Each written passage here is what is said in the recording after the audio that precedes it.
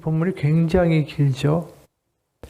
근데 이게 스데반이 순교하기 전에 했던 그 설교이기 때문에 이제 한 뭉텅이를 우리 같이 오늘 살펴볼 것입니다. 사실 스데반의 설교는 구약을 거의 다 정리한 거예요. 아브라함 때부터 시작해서 이삭, 야곱, 그리고 요셉, 그리고 출애굽, 모세, 그 이야기까지 쭉 연결되다가 그 다음에 뭐 아모스의 이야기, 또 솔로몬과 다윗 성전을 지은 이야기, 그리고 또 이사야, 선지자 이사야가 한 이야기까지 들어있고, 이 구약에 어떻게 보면 이스라엘의 역사를 아브라함, 자신들의 조상이라고 부르는 아브라함부터 시작해서 한꺼번에 다 이야기하고 있는 거죠. 근데 이런 생각이 들어요. 지금 이 스데반이 누구에게 이야기하고 있습니까? 바로 자신을 고발한 사람들에 대해 그 앞에서 이야기하고 있는 거죠. 그러니까 우리가 6장을 보게 되면 지금 스데반의 이야기를 듣는 사람들이 9절에 자유민들, 구레네인, 알렉산드리아인, 길리기아와 아시아에서 온 사람들의 회당에서 어떤 자들이, 그러니까 이게 디아스포라 유대인들이에요. 그러니까 회당에서 딴 지역, 그러니까 예루살렘을 제외한, 유다를 제외한 다른 지역에서 흩어져서 살던 유대인들, 바로 그 사람들이 지금 예루살렘에서 스데반을 모함을 해서 그래가지고 이 사람을 어떻게든 죽이고자 하는 겁니다. 그래서 가짜 증인을 세우는 거예요. 이 신명기에 보게 되면 어떤 범죄한 일이 있거든 반드시 2-3 사람의 증인을 두어 그것을 증명하게 하라라는 말씀이 있어요.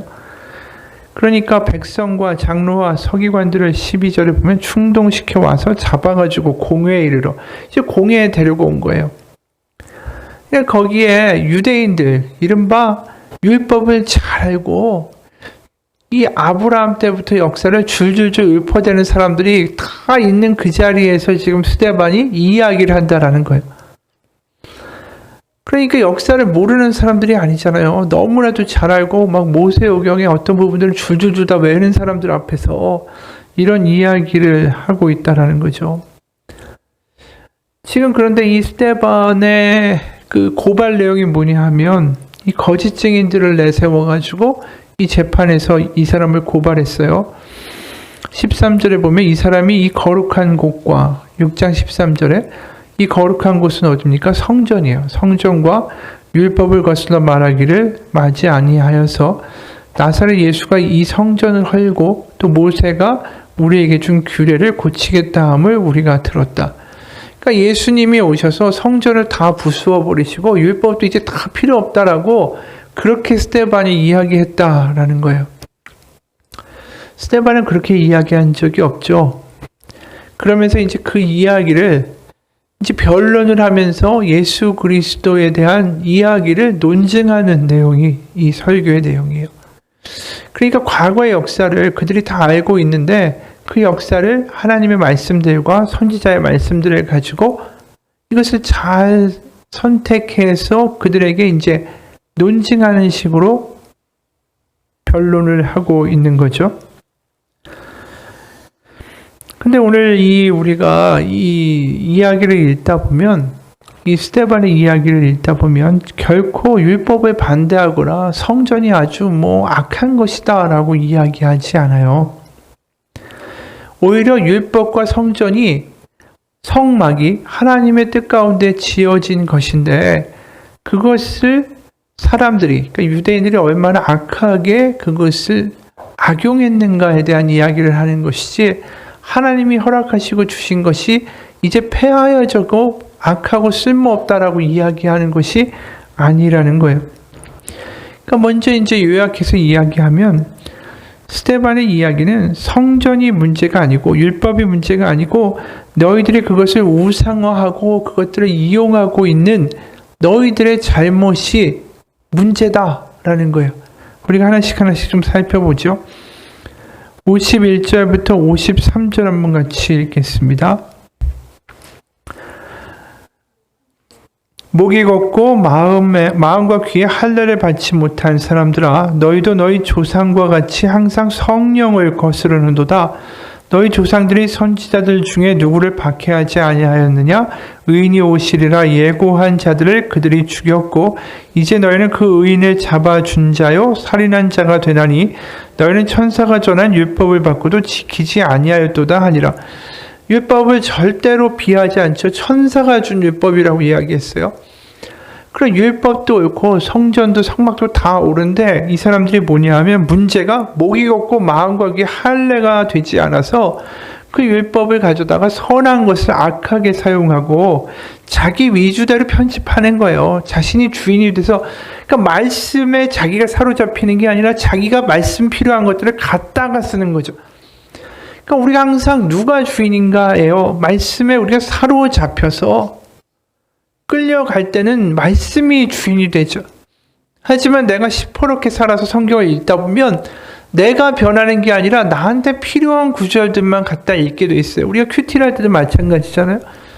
우리가 기도하고 정말 하나님께서 나에게 하시는 말씀이 무엇인가, 이 마음의 준비가 되고 마음의 옥토가 되면 성경이 나를 읽어요.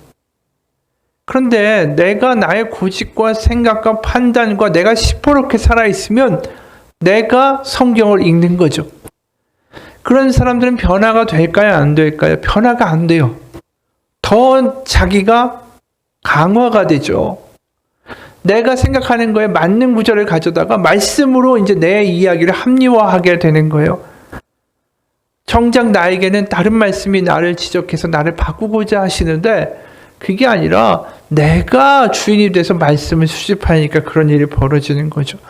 지금 오늘 유대인들이 벌이고 있는 일이 그거예요. 자신들이 너무나도 시퍼렇게 살아서 자신들이 필요한 것들을 가지고 율법을 재구성하고 자신들이 필요한 것을 얻기 위해서 성전의 존재 가치를 두는 거죠.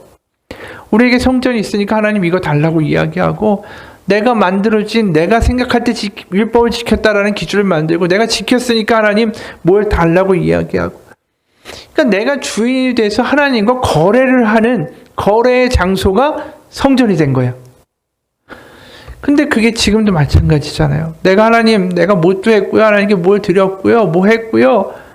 하나님, 그러니까 하나님도 저에게 뭐를 달라고 이야기한다든가, 하나님 제가 이렇게 헌신했는데 하나님 제가 원하는 거 응답해 주셔야 되는 거 아닙니까?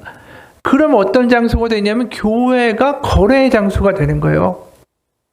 그러니까 우리가 기도하거나 예배할 때 하나님과 거래하기 위해서 나온 게 아니라 하나님으로 말미암아 내가 변화되기 위해서 나오는 거예요.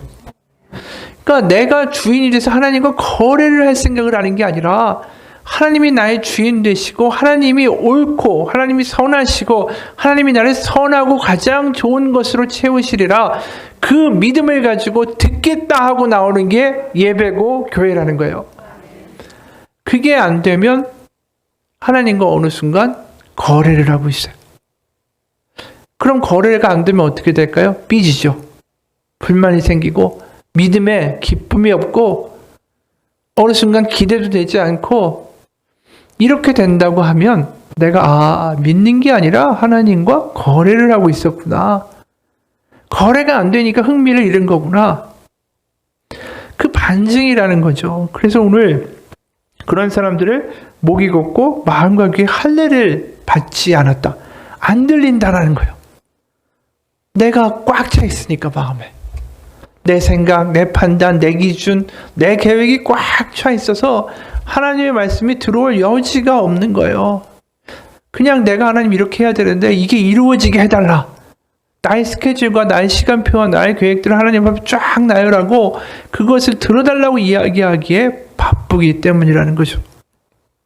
그러니까 들을 수 없다라는 게 성경에서 얼마나 슬픈 일이고 그것이 얼마나 큰 교만인지 몰라요. 그래서 오늘 우리가 이 성전에 대해서 절대로 이 사람이 비판적이 아니라는 거예요. 성전에 오는 사람들의 마음의 자세, 그들이 거래하러 오기 때문에 문제다라는 이야기를 하고 싶은데 이들은 스데반이 성전을 모욕했다라는 거예요. 그리고 율법을 모욕했다. 근데 실제로 우리가 보면 그런가요? 우리가 읽은 이 본문에도 지금 천사들이 준 율법이라고 이야기하고 그리고 38년 된 병자를 베드로와 요한이 고친 것이 어디냐 하면 성전에 기도하러 가다가 그를 고쳤어요. 그리고 우리가 2장을 보게 되면 사도행전 2장 46절에 날마다 마음을 같이하여 성전에 모이기를 힘쓰고 집에서 떡을 떼며 기쁨과 순전한 마음으로 음식을 먹었다라고 기록되어 있어요. 그러니까 초대교회의 교인들이 집에서 떡을 떼고 성찬을 한 거죠. 하지만 성전에 모이기를 동시에 힘썼다라는 표현을 하고 있어요. 그러니까 성전이 저주받을 곳이다, 무너질 곳이다 이렇게 이야기하거나 행동한 적이 단 한 번도 없다라는 거예요. 그러니까 다시 말하지만 지금 스데반이 이야기하고 있는 것은 하나님과 거래하는 자들, 하나님을 성전에다가 가두어 놓고 거기 와서 거래하고 나가는 거예요. 그냥 성전 바깥으로 나가면 세상 사람들과 똑같이 살아요. 성전에 와서만 내가 하나님께 뭘 바치고 뭘 했다라는 이야기로 하나님과 거래를 하고자 하는 거죠. 그러니까 48절, 49절에 50절부터 이런 얘기가 나오는 거예요. 그러나 지극히 높으신 이는 손으로 지은 곳에 계시지 아니하시나니 선지자가 말한 바. 이 이사야 66장 1절 2절이요. 49절에 주께서 이르시되 하늘은 나의 보좌요 땅은 나의 발등상이니 너희가 나를 위하여 무슨 집을 짓겠으며 안식할 처소가 어디냐. 그래서 50절에 이 모든 것이 다 내 손으로 지은 것이 아니냐 함과 같으니라. 결국 이사야의 말씀이 뭐냐 하면 이 예수님이 오셔가지고 성전의 장사치들을 다 뒤집어 엎으시고 이것은 만민이 기도하는 집이다 라고 이야기하셨죠. 그 장사치들을 뒤집어 엎었다라는 게 뭐냐면 전형적으로 성전이 거래의 장소가 됐다라는 상징이에요. 그래서 그러한 거래로서의 성전에 하나님이 계시지 않는다라는 거예요. 건물이라고 해서 하나님이 너하고 거래를 하셔야만 하는 의무를 가지신 것이 아니라 이 성전이 하나님의 임재가 없는 곳이면 아무 의미가 없다. 그래서 내가 이것을 모든 것을 지었으니 내가 무슨 집을 너희가 나를 위해 무슨 집을 짓겠느냐. 하늘이 나의 보좌고 땅이 나의 발등상인데 이게 이사야에 나와 있는 선지자 이야기예요. 그러니까 성전에 대한 분명한 그 고발이 되는 거죠. 하나님의 임재가 있지 아니한 성전, 장사치의 소굴이 된 성전, 거래하는 장소가 되어버린 성전, 그것에 하나님이 계시지 않다. 그 이사야의 말씀을 그대로 스데반이 인용하고 있는 거예요. 하나님은 우리가 가두고 요구할 수 있는 분이 아니에요. 우리가 거래하는 거래의 상대방이 아니고 그분이 주인이시다라는 거예요. 그래서 지금 유대인들은 하나님을 섬긴다라고 하지만 스스로를 섬기고 있는 거예요. 그래서 그 위선을 외식이라고 예수님이 지적을 하셨잖아요. 그리고 그 외식이라고 하니까 이 사람들이 광분해서 예수님을 죽여버린 거죠. 바른 말 하니까. 그리고 스데반도 역시 그 바른 말을 하니까 이들이 죽여버리는 거예요. 그리고 나중에 우리가 7장 후반부에 보면 스데반이 죽임을 당할 때 사도 바울이 거기에 있었죠. 그리고 스데반 여기 7장 58절에 보면 성 바깥으로 내치고 돌로 칠세 증인들이 옷을 벗어 사울이라 하는 청년의 발 앞에 두니라. 이 사울이 바울이 되는 거죠. 그 같은 사람입니다. 결국 이 스데반을 죽인 무리 가운데서 정말 스데반은 죽어도 마땅하다라고 주장했던 사람 중에 하나가 이 바울이었어요. 근데 그 사람이 나중에 회심을 하고 기독교의 사도가 돼서 스데반과 똑같은 이야기를 하게 됩니다. 그게 로마서 2장인데 그걸 현대말로 번역하면 이렇게 되어 있어요. 로마서 2장을 좀 현대어에 가깝게 번역한 것을 제가 읽도록 하죠. 당신이, 이 유대인이요, 스스로 하나님의 백성이라는 자부심을 무기 삼아 율법을 의지하고 하나님과 특별한 관계에 있다라고 자랑하고 그분의 뜻을 안다고 으스대며 율법 교육을 받았다는 이유로 나는 분별력이 있다라고 착각합니다. 눈먼 사람의 길잡이고 어둠 가운데 비치고 어리석은 자의 훈육자고 아이의 교사라고 자랑합니다. 또 율법을 가졌다는 이유로 모든 진리와 지식에 통달한 자라고 스스로 확신합니다. 그러나 정작 다른 사람을 가르치면서 왜 자신은 가르칠 줄 모르는지, 도둑질하지 말라고 설교하면서 왜 자신은 도둑질하는지, 남들에게는 순결하라고 하면서 왜 자신은 성범죄를 저지르는지, 우상을 미워한다고 하면서 왜 그 신전의 물건을 훔치는지, 걸핏하며 율법을 내세우는 이가 왜 율법을 어겨서 하나님을 수치스럽게 하는지, 그러니 하나님의 이름이 그의 백성이라는 당신들 때문에 이방인 가운데서 모욕을 당한다는 말씀이 하나도 틀리지 않습니다. 이게 유대인들에 대한 비방이에요. 근데 읽다 보면 요새 기독교인이 여기에 딱 들어가는 것 같아요. 왜 우리가 사람들 가운데 바로 하나님의 이름이 기독교인들이라는 사람들 때문에 이방인 가운데서 모욕을 당한다. 말씀이 하나도 틀리지 않는다. 이 마치 유대인의 자리에 우리가 들어가는 느낌이 들어요. 우리가 구원을 받은 자고 우린 천국 간다라는 이유로 어떻게 보면 교회에서는 천국 얘기하고 나는 구원받았고 용서받았다고 하면서 세상 가운데는 빛과 소금의 역할을 하지 못하는 기독교의 모습이 너무 많다라는 거예요. 그 왜 그럴까 생각해보면 아까 얘기한 것처럼 여전히 말씀이 우리를 사로잡는 게 아니라 우리가 원하는 말씀을 택하고 있고, 그 원하는 말씀의 대부분이 뭘까요? 복받는다, 부유해진다, 하나님이 이루신다, 하나님이 너에게 복의 복을 더하신다. 뭐 이런 말씀이잖아요. 내가 원하는 말씀들을 취하고 그것이 이루어질 줄 믿습니다. 이러면서 하나님과 거래하는 사람들이 얼마나 많은지 몰라요.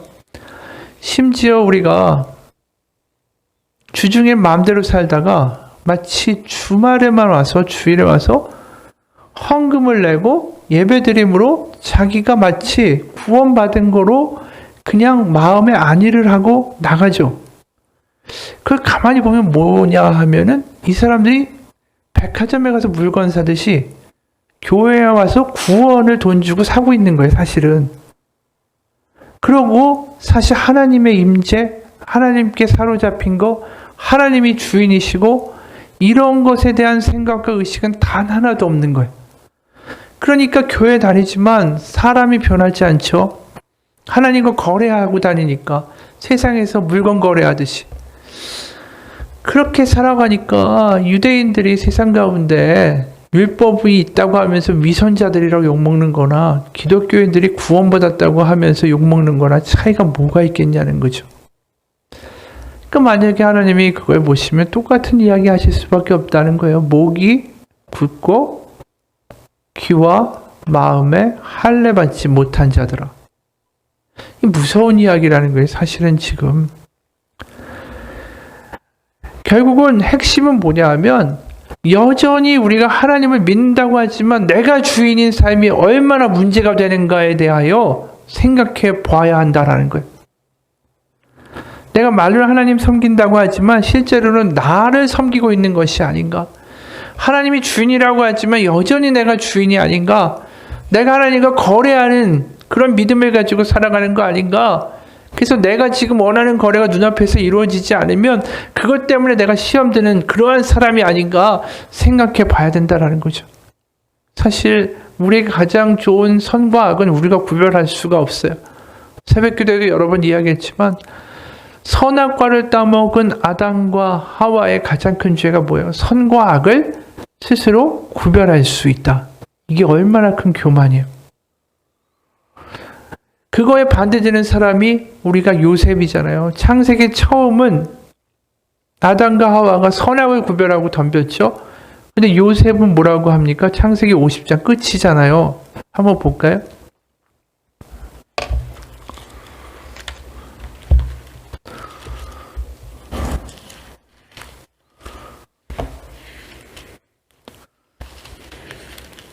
창세기 50장 20절.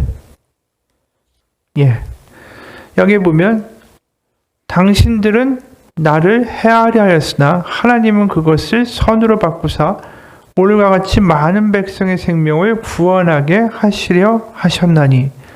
이게 요셉의 고백이에요. 요셉이 뭐라고 말하죠?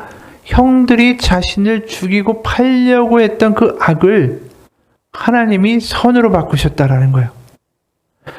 분명히 악한 일이었는데 그렇게 해서 이집트로 팔려오게 되고, 누가 봐도 안 된 일이잖아요. 노예가 되고 보디발에 그 집에 노예로 있다가 또 거기서 더 나쁜 일이 생기죠. 여주인이 모함을 해서 그를 어디다가 감옥에다가 보내게 되죠. 근데 그가 계속 어떻게 보면은 위로 올라가는 삶이 아니라 하나님의 형통하시게 하시고 하나님이 그와 함께 하신다는데 계속해서 내리막길로 치닫는 거예요. 형들에게 팔려 누명을 써 감옥에 가. 근데 감옥에 가서 어떤 일이 벌어집니까? 떡과 술을 맡은 관원장들을 만나게 돼요. 그러니까 일개 히브리 노예였던 사람이, 히브리인이 어떻게 파라오를 만나겠어요? 파라오를 만날 수 있는 건 또 다른 누군가가 있어야 되는데, 감옥에서 바로 그 관원장들을 만나고 그들의 꿈을 해몽해주고, 그래서 그 중에 한 사람이 바로 떡 맡은 관원장이 다시 복권이 돼서 왕에게 갔을 때, 술 맡은 관원장이, 그래서 그 관원장이 그 파라오가 꿈을 꿨다는 이야기를 듣고 해몽을 할 수 있는 사람, 바로 그 사람을 내가 알고 있다. 그래서 요셉을 데려오잖아요. 그리고 요셉이 파라오의 꿈을 해몽해 주므로 그가 애굽의 총리 대신이 되고, 엄청난 7년의 가뭄이 있고 모든 사람이 굶어 죽을 것을 이 요셉이 지혜를 발휘해서 7년의 풍년 동안에 그걸 곡식을 창고에 쌓아두고 7년의 흉년을 대비해서 많은 사람을 살려내는 일이 벌어지게 되는 거예요. 그리고 형들도 아버지도 애굽으로 오게 되는 거죠. 그러면서 자신의 인생을 이렇게 얘기하는 거예요. 악을 선으로 바꾸셨다라는 거예요. 그러니까 분명히 그 당시에 볼 때는 절망할 일이고 악한 일이고 망한 일이에요. 그런데 그게 나중에 보니까 하나님 가운데 놀랍게 선으로 이루어져 있더라. 그래서 그 결론은 뭐냐 하면, 창세기 처음은 아담과 하와가 선악을 판단할 수 있다. 그렇게 얘기했죠. 그게 아니더라는 거예요. 끝에, 창세기 끝에 보면 얼마든지 하나님은 악을 선으로 바꾸실 수 있는 분이고, 또 선한 것도 악하게 내버려 두실 수 있는 분이고, 선악은 우리가 판단할 문제가 아니라는 거예요. 그걸 판단하겠다? 그게 교만이라는 거죠. 선한 걸 먹으라고 누가 부추겼어요? 사탄, 마귀가, 뱀이 부추긴 거죠. 우리가 선악을 판단할 능력이 없어요. 그 얘기는 뭐냐면 하나님과 거래할 수 있는 능력이 없다라는 거예요. 하나님, 내가 이걸 달라고 하나님한테 막 때를 쓰고 하나님께 요구하고 거래해달라고 하지만, 하나님이 보시기에 이게 너를 망가뜨리는 것이다 라고 하신다면 그걸 어떻게 허락하시겠어요? 내가 볼 때는 아무리 좋아 보이는 거지만 그게 절대로 나에게, 내 눈엔 선이지만 그게 악인 거예요. 하나님이 보시기엔. 하지만 나한테는 선으로 보이는 걸요. 그러니까 우리가 하나님이 주인이시다, 하나님이 아버지시다, 하나님이 모든 걸 아신다, 합쳐서 선을 이루신다, 그 믿음이 필요하다는 것은 우리가 더 이상 선악을 판단하는 주체가 되지 않겠다라는 하나님에 대한 고백이에요. 그러니까 그게 지금 필요한데 유대인들은 그게 안 되는 거예요. 자신들이 시퍼렇게 살아있는 게 목이 굳는다라는 표현이에요.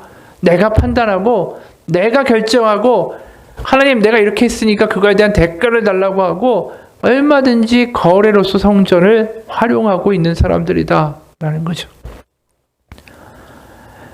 그렇기 때문에 스데반이 52절에 이런 얘기해요. 너희 조상들이 선지자들 중에 누구를 박해하지 아니하였느냐? 의인이 오시리라 예고한 자들을 그들이 죽였고 이제 너희는 그 의인을 잡아준 자요 살인한 자가 되나니. 바로 선지자들이 오면 올수록 다 핍박했어요. 왜? 선지자들이 이런 얘기했죠. 너희들 망할 거야. 너희들 그렇게 하나님 믿으면 망할 거다. 듣기 싫으니까 다 죽여버렸어요. 그리고 결국은 최종적으로 의인이 누구죠? 메시아를 죽였다라는 거예요. 바로 너희들이 예수 그리스도를 십자가에 못 박아 죽였다. 그래서 그 이야기가 이제 2절부터 쭉 이어지는 거예요. 아브라함 때부터 얼마나 이 유대인들이 목이 굳은 백성이었고 하나님이 주인이 아니라 자신들이 시퍼렇게 살아서 거래를 해온 인간들이었는가, 그 이야기를 하는 거죠. 그래서 아브라함이 드디어 하나님께서 내 고향과 친척과 아비를 떠나서 너의 그 땅을 떠나 내가 내게 너에게 보여줄 땅으로 가라 라고 하셨죠.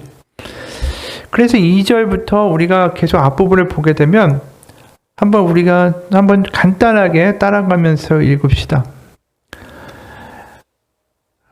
먼저 2절에 보면 영광의 하나님이 그에게 보여 이르시되 라고 이제 2절과 3절 사이에 그렇게 기록이 됩니다. 그리고 6절에 보면 또 이렇게 돼요. 하나님이 또 이같이 말씀하시되, 7절에 보면 또 이르시되. 그러니까 여기에 주어가 다 뭐냐면 하나님이 주동적으로 하셨다라고 기록하고 있어요. 그러다가 출애굽 역시도 하나님이 하신 거고, 하나님이 모세를 그들이 버렸지만 그들의 속량자며 구원자로 세우셨다. 또 이렇게 나와요. 그리고 25절에 보면 그는 그의 형제들이 하나님께서 자기의 손을 통하여 구원해 주시는 것을 깨달으리라 생각하였으나 그들이 깨닫지 못하였더라. 그러니까 모세가 하나님이 세우셨고 그를 통하여 하나님의 구원, 출애굽을 이루실 것인데 그것을 그들이 깨닫지 못했다라는 거예요. 백성들이. 그리고 33절에 보면 주께서 이르시되 내 발에 신을 벗으라. 내가 서 있는 이곳은 거룩한 땅이니라. 그러니까 그들은 성전이 하나님의 거룩한 곳이다 라고 이야기했는데, 하나님이 네가 선 땅이 거룩한 곳이다 라고 이야기한 것은 호렙산, 신의 산이지 절대로 성전이 아니다. 그 얘기는 뭐냐면 성전에만 하나님이 갇혀 계신 게 아니다라는 거예요. 그걸 이야기하고 싶은 거예요. 바로 신의 산에서 하나님이 나타나시고 그것을 거룩한 곳이라고 하시지 아니했느냐. 성전이 하나님을 가둬버리는 볼모의 장소, 거래의 장소가 아니지 않느냐. 그러면서 출애굽에서 금송아지 사건을 벌인 선조들의 이야기를 해요. 그러면서 이제 금송아지 사건이 바로 우상숭배의 대표적인 것이죠. 그래서 지금 여기에 보면 이 하나님이 주인이시다. 하나님이 주도권을 갖고 계시고 이 주어도 하나님이 다 하신 거죠. 그걸 지금 이들이 이해를 못해요. 그래서 어떤 식으로 대조를 시키냐 하면 우리가 맨 처음에 보면 우리 조상 아브라함이라고 시작했어요. 2절에 보면 스데반이 이르되 여러분 부영들이여 들으소서 우리 조상 아브라함이. 분명히 우리 조상이라고 그랬어요. 11절에 한번 볼까요? 11절. 그때 애국과 가나안 온 땅에 흉년이 들어 큰 환란이 있을 때 우리 조상들이 양식이 없는지라. 12절에 야곱이 애굽에 곡식이 있다는 말을 듣고 먼저 우리 조상들을 보내고, 여기까지 우리 조상들이에요. 또 15절에 보면 야곱이 애굽으로 내려가 자기와 우리 조상들이 거기서 죽고, 또 44절에 보면 광야에서 우리 조상들에게 증거의 장막이 있었으니, 또 45절에 우리 조상들이 그것을 받아 하나님이 그들 앞에서 쫓아내신 이방인의 땅을 점령할 때에 여호수아와 함께 가지고 들어가서 다윗 때까지 이르니라. 거기까지는 우리 조상이라고 이야기해요. 그런데 39절에 보게 되면 우리 조상과 모세와 분리가 돼서 나타나요. 잘 보면 39절에 우리 조상들이 모세에게 복종하지 아니하고자 하여 거절하며 그 마음이 도리어 애굽으로 향하여. 그러니까 우리 조상들이 모세와 같은 마음이 아니었다라는 거예요. 왜냐하면 모세에게 항거하고 우상숭배를 했기 때문에. 그러니까 모세가 우리 조상 안에 들어오지 않는 거예요. 그러니까 그 얘기는 뭐냐면 모세가 예수님의 예표라는 거죠. 그러니까 모세를 배척한 것처럼 우리 조상들이 너희들이 지금 예수님을 배척하고 있다. 배척했다라는 거예요. 그래서 25절에 보면 그는 그의 형제들이 하나님께서 자기의 손을 통하여 구원해 주시는 것을 깨달으리라고 생각하였으나 그들이 깨닫지 못하였더라. 이게 예수님의 이야기하고 똑같아요. 예수님이 이 땅에 오셔서 그들이 그것을 알 거라고 생각했지만 그들은 깨닫지 못하였더라. 그러면서 51절에 보면 갑자기 우리 조상에서 너희 조상으로 바뀌어요. 목이 곱고 마음에 귀에 할례를 받지 못한 사람들아, 너희도 너희 조상과 같이 항상 성령을 거스르는도다. 너희 조상들이 선지자들 중에 누구를 박해하지 아니하였느냐? 의인이 오시리라. 예고한 자들을 그들이 죽였고 이제 너희는 그 의인을 잡아준 자여 살인한 자가 되나니 너희는 천사가 전한 율법을 받고도 지키지 아니하였도다. 이 사람들 얘기를 들을 때 어떻게 했어요? 우리 조상 하니까 맞지, 맞아, 우리 조상들이 그렇게 했지, 그렇게 됐지. 끄덕끄덕 거리다 보니까 무슨 일이 됐냐면 모세를 반대하고 선지자들을 죽이고 목이 굳은 사람들이 우리 조상이 돼버린 거예요. 그래서 마지막에 그들이 그 모든 것들을 인정하고 나서 이야기를 하는 거죠. 너희 조상들이 바로 너희도 바로 너희 조상들처럼 목이 굳고 귀와 마음에 할례를 받지 못한 자들이다. 회개해야 된다. 그 이야기를 하는 거예요. 우리가 하나님이 하나님 되시게 하는 게 우리의 신앙에서 굉장히 중요해요. 우리가 원하는 것이 이루어지기를 바라는 게 아니라 하나님이 보시기에 가장 선한 것이 우리의 삶 가운데 이루어지기를 받아들이고 구해야 돼요. 그러니까 사탄이 이야기하는 건 너의 뜻이 이루어질지어다. 하나님이 얘기하시는 것은 주의 뜻이 이루어질지어다. 그 기도의 방향이 다른 거예요. 그렇기 때문에 기도는 내가 원하는 것을 하나님께서 허락해 주실 때도 있지만 내가 원하는 것이 이루어지지 않아도 포기할 수 있는 게 기도받는 응답이에요. 우리의 생각과 우리의 틀과 우리의 기준과 우리의 계획 안에 하나님을 가두어 놓고 이렇게 반응하라고 기도하고 강요하는 건 자판기에다가 돌을 넣고 물건 빼는 거랑 똑같습니다. 그게 거래 관계지 신앙이 될 수가 없죠. 거래하는 사람들은 항상 마음에 불만이 있고요. 교만하고 주변에서 뭐라고 해도 잘 들리지 않아요. 변화될 생각이 없으니까. 듣는 사람만 변화돼요. 주변에 권고해도 하나도 안 들린다. 그런 사람들은 하나님의 말씀도 여전히 안 들립니다. 그래서 어떤 작가가, 영국 작가가 이런 글을 썼어요. 어떤 사람은 엄청난 행운 앞에서도 불만 가득한 표정을 짓습니다. 어떤 사람은 생각지도 못한 불행을 마주하고서도 두 손 모아 기도를 올리며 이를 감사와 축복이라고 부릅니다. 왜 이런 차이가 일어나는 걸까요? 인생은 지식의 체계가 아니라 믿음의 체계이기 때문입니다. 삶은 원인과 결과, 동기, 이유 등으로 이루어지지 않습니다. 바로 믿음이 깊은가 아니면 얕은가, 그게 우리의 삶의 질과 우리의 우선순위를 결정합니다. 2002년도 월드컵 주역 중에 이영표 선수라는 사람이 있어요. 축구선수. 이 사람이 이런 관측을 합니다. 월드컵 개막 사흘 전에 연습하다가 부딪혀가지고 그 허벅지 근육이 12cm가 끊어졌대요. 그러니까 이게 회복까지 3개월 걸린다라는 진단을 받았다라는 거예요. 기부스를 했고 아파서 걸을 수가 없었어요. 우린 이미 알죠. 이 사람이 월드컵에서 활동하고 활약해서 해외까지 간 거. 근데 하여튼 그 상황에서 월드컵을 포기해야 됐다랍니다. 그리고 언론에서는 부상당한 이영표 대신에 누가 들어갈 것인가, 뭐 그런 기사가 올라왔어요. 하루에 버스가 2번밖에 안 가는 강원도 홍천 산골 출신의 소년이 안양에 이사 와가지고 달리기 잘한다고 해서 축구선수가 되고 유일하게 품은 꿈이 국가대표. 바로 그것이었다라는 거죠. 그래서 청소년 시절에는 줄넘기 2단 뛰기를 1000번이나 하고 1000번을 한 번 했대요. 그리고 10년 넘게 개인 연습을 하고 선수 시절에 예수님 믿고 일평생 한 번의 기회가 될 대한민국 월드컵을 통해서 정말 하나님 영광 돌리게 해달라고 기도를 했는데 왜 뛰지도 못하게 하는가 하나님께 섭섭했대요. 실망과 분노로 힘들어할 때 아는 선교사님이 욥기를 읽어보라고 하셔서 말씀을 보는데 그때 그 마음 가운데 하나님의 음성이 들려왔습니다. 지금 너한테 가장 중요한 게 뭐니? 당연히 축구고 월드컵이죠. 너 그거 나를 위해 포기할 수 있니? 말로는 하나님께 영광을 월드컵을 통해서 드리겠다라고 했지만 사실상 자기 속에는 인정을 받아 유럽에 진출하고 싶은 욕심이 있다라는 것을 깨닫게 됐습니다.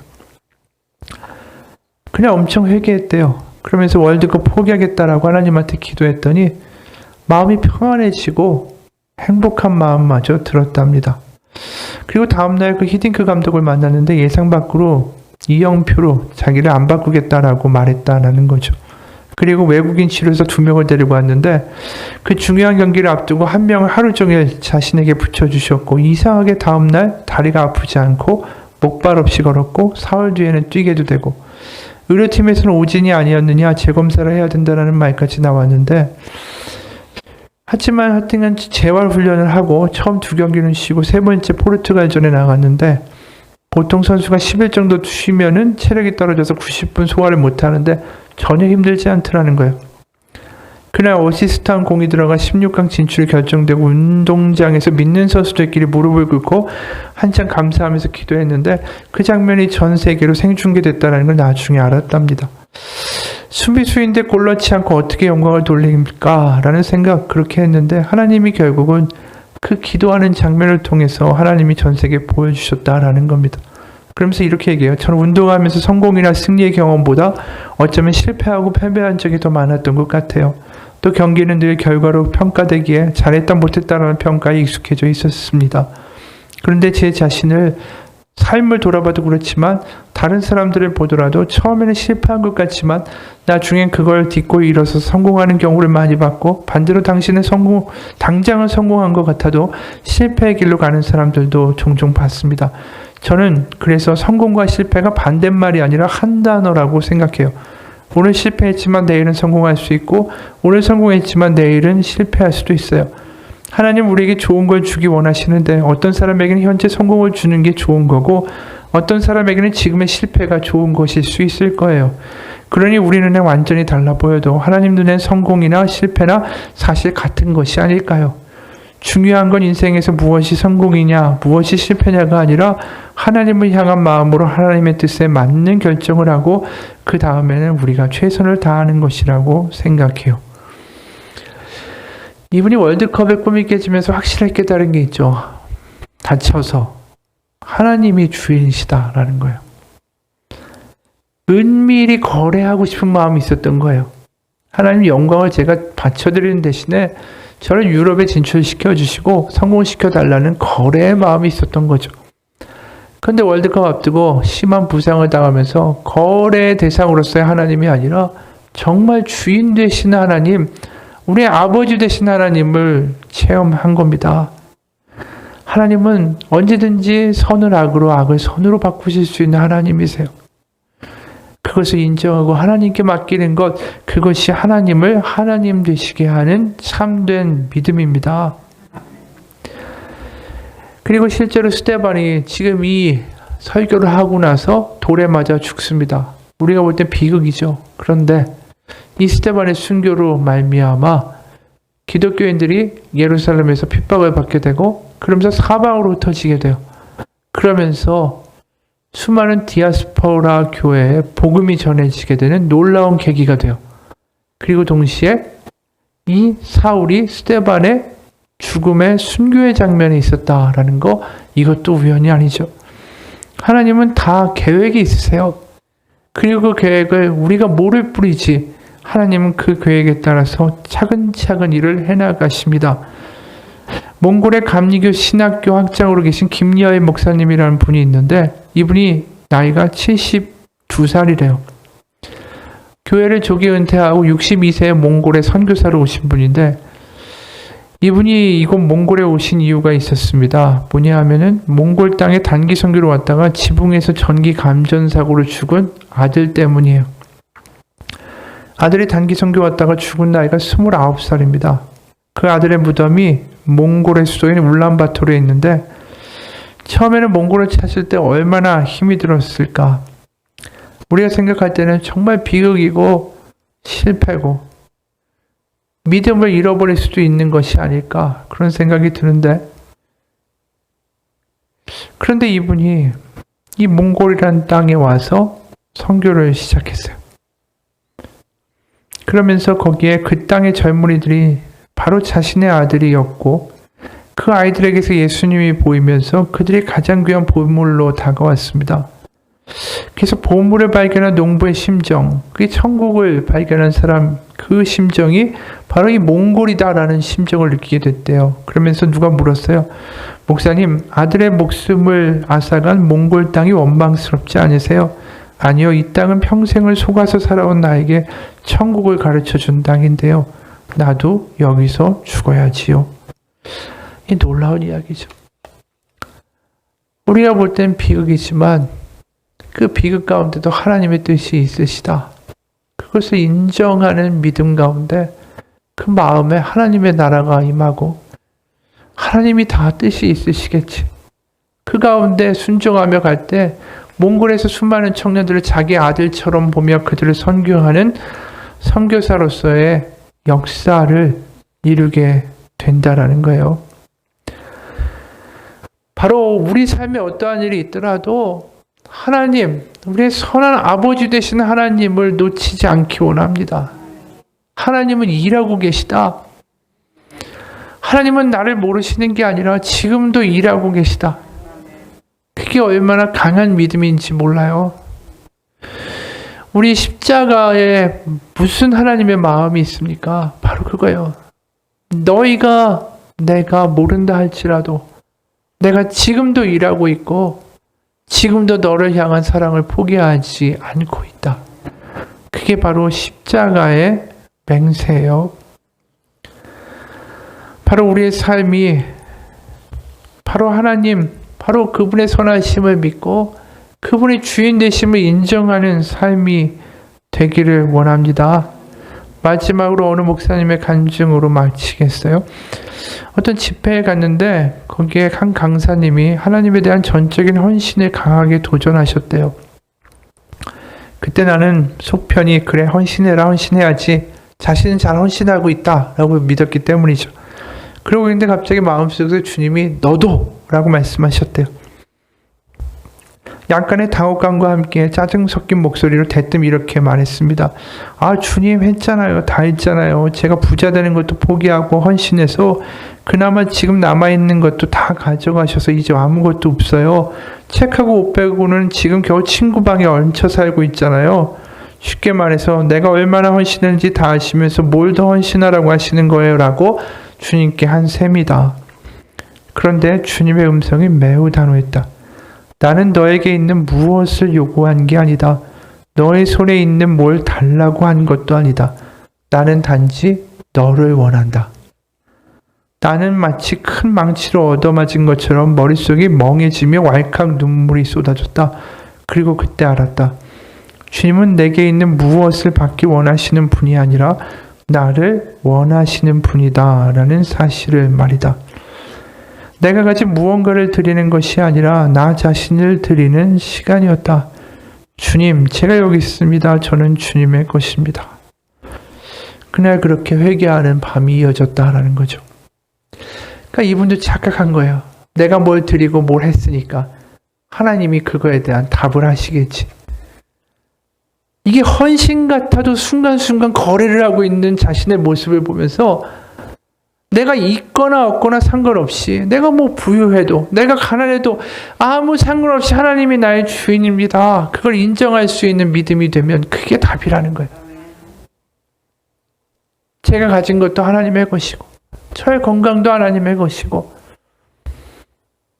나의 좋음과 안됨과 때로는 뭐 성공함과 실패함도 다 하나님 손에 있는 것이고 하나님이 저의 아버지시고 선한 아버지시자 저의 주인이십니다. 이 고백이 하나님이 가장 원하시는 고백이에요. 그것이 이루어지는 사람은 주일날 교회에 와서 거래하지 않습니다. 우리의 삶이 하나님 안에 있으므로 그 안에서 자유를 누리고 그 안에서 기쁨이 있고 그 안에서 담대함이 있고 그 안에서 하나님이 주시는 행복이 있는 거예요.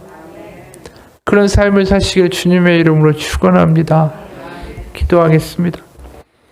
하나님 아버지, 눈앞에 보이는 것이 다가 아님을 깨닫게 하여 주옵소서. 내가 보이는 아무리 좋은 선한 것도 하나님 보시기에 아니면 아닌 것입니다. 하나님과 거래하고 하나님께 섭섭해하고 하나님께 삐지고 교회에서 실망했다고 그 마음 가운데 상처 있고 그러면서 하나님과의 거리를 멀리하는 어리석은 자가 아니라 오히려 내가 교회에서 실망하기도 하고 상처 입었다면 하나님 이제 내가 나를 내려놓고 하나님을 더 바라보라고 하시는 때군요 라고 깨닫는 믿음 되게 도와주옵소서. 내가 그동안 사람을 보았구나. 사람의 인정을 구했고 사람들이 알아주길 구했구나. 내가 그렇게 거래하고 있었구나. 내가 하나님 본 게 아니었구나. 오히려 그 가운데 깨닫고 하나님을 더 바라볼 수 있는 우리의 신앙이 되게 도와주시고 더 이상 하나님을 섬김으로 내가 무엇을 얻고 내가 원하는 것을 취하는 것이 아니라 하나님이 가장 좋은 것을 나에게 허락하시고 허락하실 것이다 라는 믿음으로 하나님 바라보고 나아갈 수 있는 믿음 되게 도와 주옵소서. 하나님이 우리의 선한 아버지시고 나를 보고 계시고 나를 위하여 일하고 계심을 믿으며 세상 사람들의 말과 주변의 이야기 가운데 흔들리지 아니하는 우리의 정말 하나님의 반석 위에 선 든든한 믿음으로 살아가게 하여 주옵소서. 살아계신 우리 주 예수 그리스도의 이름 받들어 기도합니다. 아멘. 우리 잠시 기도하겠습니다.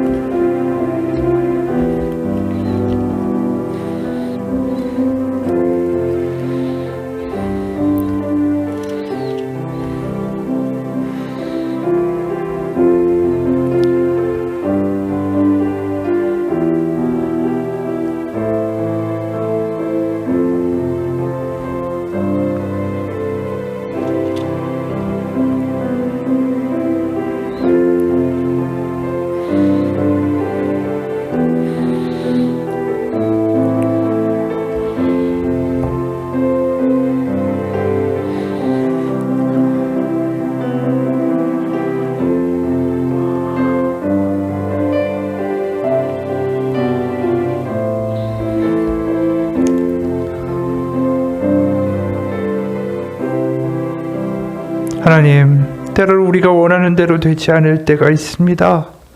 그럴 때 때로는 주저앉고 싶기도 하고, 몸이 아플 때, 또 우리가 실패할 때 힘이 빠지는 것도 하나님 사실입니다. 우리는 연약한 존재이기 때문에 그렇습니다.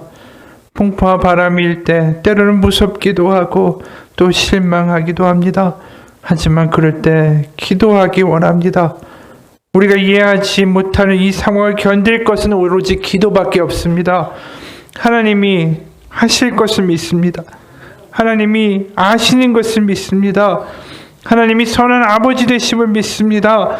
하나님이 승리하실 것을 믿습니다. 그 기도만이 그 어려운 시간들을 이길 수 있는 힘이고 능력이고 우리의 탈출구가 될 것입니다. 내 영혼아, 네가 어찌하여 낙심하며 어찌하여 내 속에서 불안해하는가? 넌 하나님께 소망을 두라. 나는 그가 나타나 도우심으로 말미암아 내 하나님을 여전히 찬송하리로다. 그것이 시편이고 그것이 기도입니다. 다시 한번 우리가 힘들고 이해가 안 간다면 기도에 나아갈 때라고 믿습니다. 쉬지 않고 기도하고 하나님의 승리와 하나님의 살아계심을 나의 입술로 선포하고 찬양할 때에 때로는 실패와 눈물과 이해 안 가는 시간들이 결국 하나님의 놀라운 역전에 때로 응답될 것을 믿습니다. 하나님께서 하시는 일은 다 계획이 있으시기 때문입니다. 내 영혼아, 네가 어찌하여 낙심하며 어찌하여 내 속에서 불안해하는가? 넌 하나님께 소망을 두라. 나는 그가 나타나 도우심으로 말미암아 내 하나님을 찬송하리로다. 아멘. 예수 그리스도 이름 받들어 기도합니다. 하늘에 계신 우리 아버지,